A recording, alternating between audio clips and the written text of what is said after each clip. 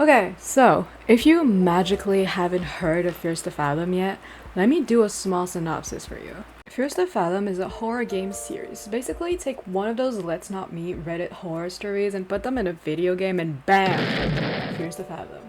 There's currently 4 episodes out and one that's been announced as I'm writing this video. All of which, they genuinely scared me so bad in different and original ways. Because to be honest, I never really was a big horror game player. I was kind of the type that would chill in my living room while watching a playthrough. So when I got my hands on these games, on all of these episodes, I was in for actually such a big surprise. So in this video, I'm gonna try to describe each episode, recounting the story the way I went through it for the first time, and then try to describe what genuinely scared me about each of them. Now obviously, I'm going to be talking about each and every single one of the games in much detail, so this is not a spoiler-free video. So if you have not played any of these episodes, I greatly recommend you play them and then come back. Without further ado, let's get on to the first episode, Home Alone.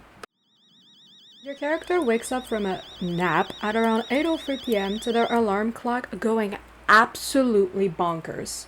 Seriously, who has a clock this loud? Your character's name is Miles. You're a 14-year-old alone for the weekend in the middle of July. Honestly, the first thing I notice is the visual.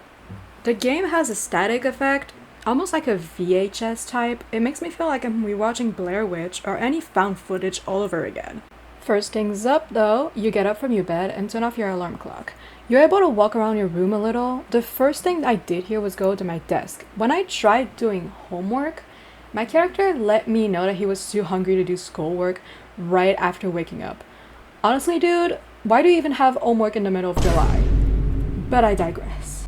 You go out of your room to finally explore the house when you suddenly receive a text message from your mother. She explains to you that you won't need to order anything for the night as she's already made you some lasagna. You can also check your messages with a friend, Mason, who explains that he might not be able to come over after all due to plans with night. Now, something I always do in horror games is look around the whole area. So my next step was the parents' bedroom. Upon arriving in the bedroom, the only thing I could actually go at is the window, so this happened.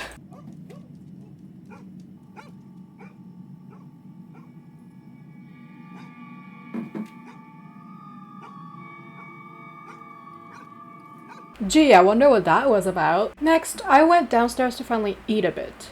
Important to note that walking next to the blinds makes them go up, as if you were trying to look outside. Surely that's not something important for later. You open the fridge, grab the lasagna, and put it in the oven to reheat it. Do we not own a microwave? Okay. Anyway. Once the lasagna is done, Miles himself notes that he likes to eat while watching TV, so we do just that.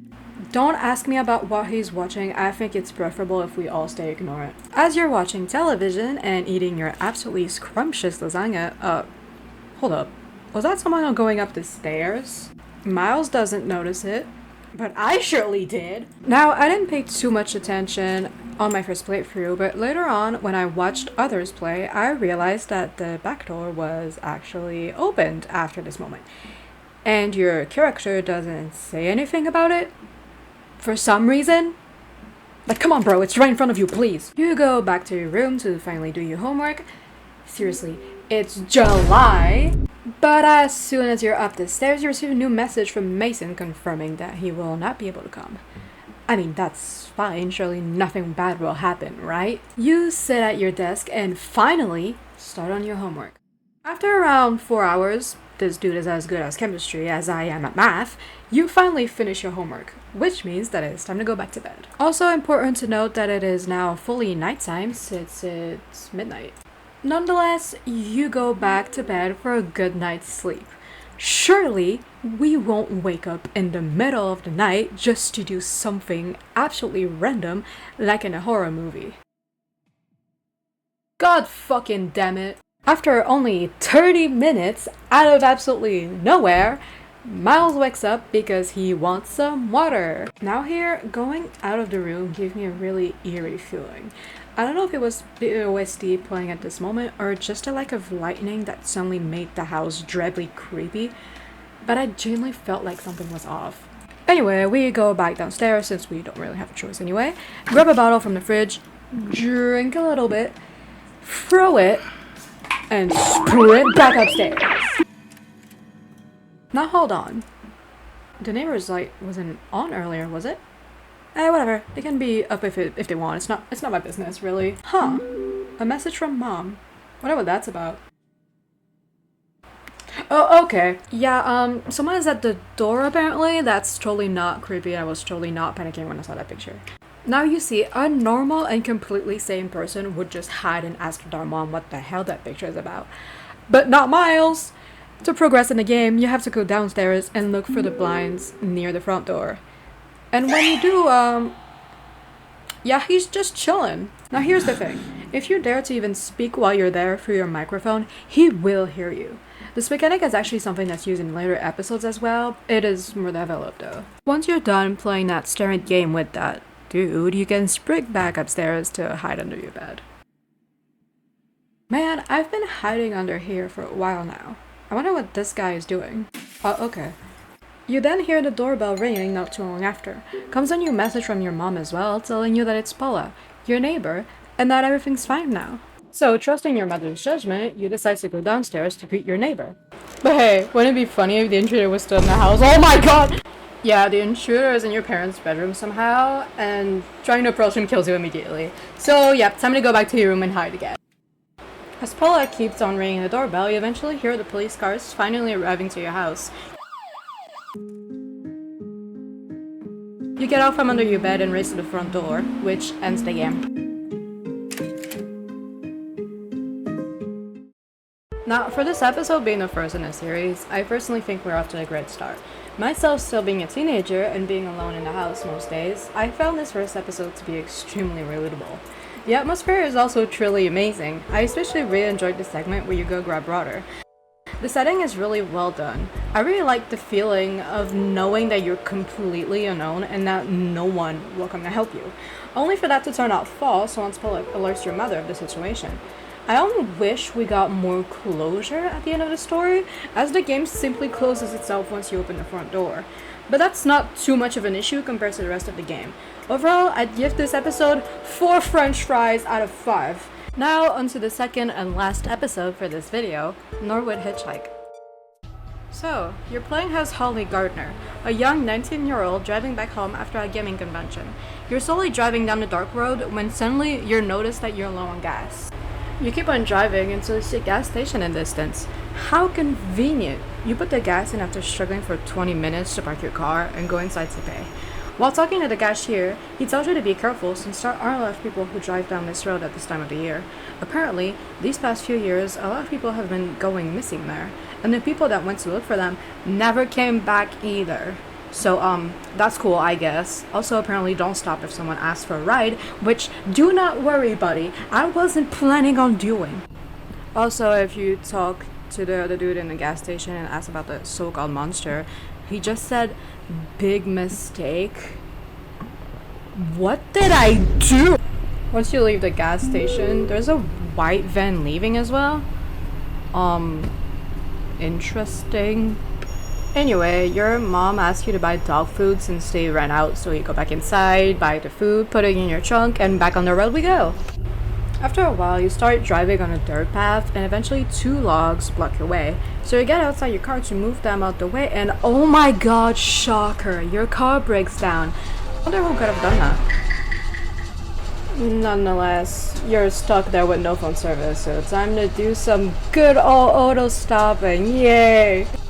The first car will pass by you at first, but at around 10:40 p.m., a truck will stop by. It turns out to be the weird dude from the gas station who's offering you a ride. So you grab your stuff, put it in his trunk, and off we go. During the ride, he'll tell you his name is Jason. He also asks us what we think of the legend the cashier at the gas station told us. Apparently, he tells that to every single person traveling there. Good vibes. You didn't ask if the story is true, but he'll answer that he never saw anything for himself, but apparently there are things, and our car breaking down could be one of them. You arrive at a hotel at midnight and Jason then drives off. Apparently they offer roadside assistance, and Holly thinks that she could use a little rest anyway. You rent your room for the night and also pay for your car. Then the receptionist tells you not to wake the other guests, which I wasn't planning on doing anyway. Anyway, time to head to your room. Once entering, Holly notes how it was warm and cozy inside. Well, hey, time to explore. And oh my god! Oh, okay. Just Tommy. Hi, Tommy. Apparently he was cleaning our room, which, you know. Anyway, we have to step out while he finishes preparing the room, so we go ahead and get our stuff that we left outside the reception. Apparently, Tommy spoke with Joe and genuinely wonders what's wrong with these people, as weird as that sounds, and then says that he'll go get our call for us. And also the phone in our room isn't working, isn't that just great? Anyway, you lay down in bed once Tommy finally leaves your room, and Holly herself notes how there was clearly something wrong in that place. She couldn't shake off the feeling that something wasn't right.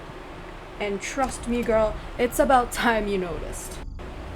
So, understandably, Holly's exhaustion was replaced with anxiety.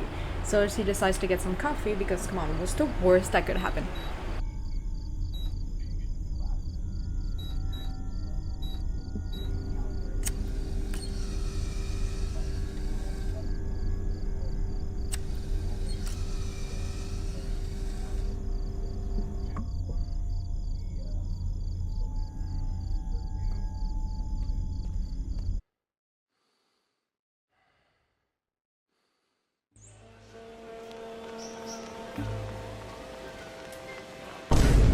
Okay, what the fuck? So it would seem as if someone has, in fact, put something in the coffee you drank from the machine, and God, I do not want to know how they did that. After extremely struggling for like 20 minutes, we somehow walk back to our room and then we rest on our bed. We wake up after a little while to our bedroom's phone ringing, which means Tommy basically lied to us. For some reason. Someone then knocks on your door. It turns out to be Joe from the front desk, coming over to ask you why you make so much noise despite telling you not to. He then notices your eyes and asks why they're all red. You mention a coffee machine to him and he asks if you're messing with him. Obviously, we aren't. But apparently there was never a coffee machine. You then lead him to where the coffee machine was earlier, but it is in fact not there anymore for some reason. Holly then mentions how his demeanor suddenly changed out of the blue when Joe notices that the coffee machine is gone. He tells us to go back to a room and any type of answer you give him will make him repeat himself. Nonetheless, he has some kind of urgency in his voice. Talking to him again makes him repeat to go back to a room and not get out until the morning. He also mentions to look on the table next to her bed as there should be some pills over there. Hey, thanks dude, it's for sure going to help considering I just got drugged. You walk back to your room and then close the door behind you. And then you open the drawer, the thing the pills Joe told you about. With water, of course. If you don't drink water and take any kind of pills, you're a psychopath. I'm sorry, I don't make the rules. And then go back to bed. This girl is genuinely so brave because I know for a fact I'd be pulling an all-nighter if anything like this happened to me. Like, girl, what? I say sleep, but that was really just laying there anyway. After a while of just walking around, having nothing else to do, a camera flashes and it's not easy to determine that someone just literally took a picture of you. If you try going outside, Holly mentions that she didn't feel safe stepping a foot out. Nothing else happens for a while until someone comes to your door asking for help. He keeps doing so, but you obviously refuse to open the door for them. They then say, I know you're in there, but no shit, I just talked to you through the door, but okay. You then ask them to please leave, but he apparently just needs to talk to you.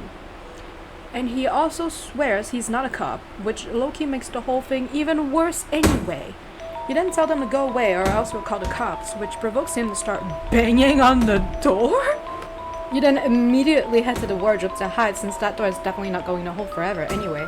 This is also where the game starts using your microphone again, prompting a logo that shows your mag's volume, basically telling you to shut the hell up. This is where I genuinely felt scared since my microphone is quite sensitive and I genuinely thought he'd find me for a second. Eventually, the intruder obviously breaks down the door and seems to be looking for you. He looks everywhere and then heads to the bathroom, where he's eventually stopped by Joe. Holly then explains how the manager preferred not to involve the police, as that whole ordeal could have tainted the hotel's reputation. Holly then had no other choice than to let go of the situation. She personally believes the whole town could have been home to a cult or something even worse than that. Tommy then arrived with her car after what felt like a year to her. She explains how she never took long road trips by car again, deciding to go by airplane instead. And this is where Norwood Hitchhike comes to a close. Now, this episode is longer, so my thoughts may be scattered all over the place a little.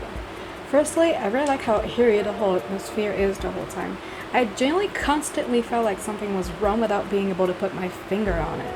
The game truly makes you feel like everyone is your enemy from the beginning to the end, making it hard to trust anyone from the get-go. The feeling of not having an escape either, since your car broke down, truly adds a fearful aspect that if anything were to happen, you wouldn't be able to do anything about it. This episode is also extremely relatable to me as an AFAB person. The feeling that people might constantly hurt you, or that someone is just over there looking at you from afar, is dreadful to me. It makes it worse how the game quickly makes you understand that not only one person is after you. Something I did dislike, however, is the fact that nothing actually truly happens until near the end of the game. It only starts to truly put you off with the coffee machine incident. The ambience was there, but there was never truly anything to live up to that feeling of being unsafe whenever you are. Due to that fact, I'll give the second episode 3 French fries out of 5. Thank you so much for watching the first part of this small video series. I hope you enjoyed it and that it makes you interested in checking out some of the other episodes I'll be covering in part 2. Though I'll be waiting for the 5th episode to be released to put it out on here.